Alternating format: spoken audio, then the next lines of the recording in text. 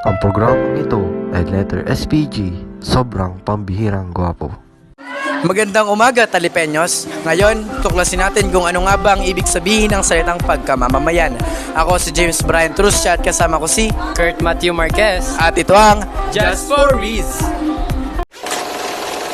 Alam nyo ba, ayon sa world population as of 2024, 8,111,835,999 na ang tao sa buong mundo. Alam nyo ba, ayon sa Philippine population, umaabot sa 118.2 million ang populasyon dito sa Pilipinas. Ngayon, magtatanong tayo sa mga tao kung ano ang pananaw nila sa pagkamamamayan. Manong, ano po ang pananaw nyo sa salitang pagkamamamayan? Para sa akin, ang salitang pagkamamamayan ay tumutukoy sa pagiging miyembro ng isang tao sa isang bansa na sinasakop ng batas. Dahil sa magandang mong sagot, may award ka sa akin. Piso! Di ko alam bakit ba nagkakaganto.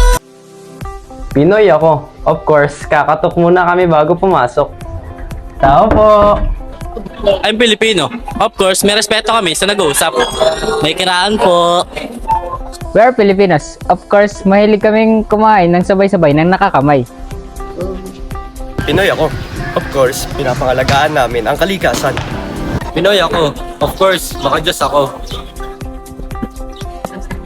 Pinoy ako. Of course, nag-aaral ako. Pinoy ako, of course, makaligasan ako. Pinoy ako. Of course, nagmamano kami sa matanda sa amin. Mano po. Pinoy kami. Of course, naglilinis kami ng classroom.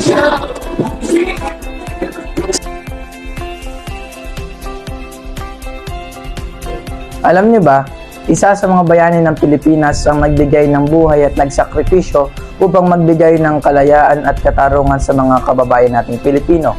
Ito ay si Jose Rizal. Gamit ang kanyang panulat at kanyang panino, isinulat niya ang nobelang No Limitang Here at El Filibusterismo upang magbigay ng siklab at init upang mag-alsa ang mga kapwa natin Pilipino.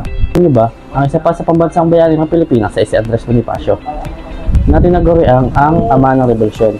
Ginamit niya ang kanyang lakas at galing sa pamumuno upang makamit ang kalayaang hinahangad ng mga Pilipino. Maraming salamat sa inyong pagsama. Ngayon ay naway may natutunan kayo kung ano nga ba ang ibig sabihin ng pagkamamamayan. Muli, ako si James Brian Truscia at si Kurt Matthew Marquez. para sa Just for Riz.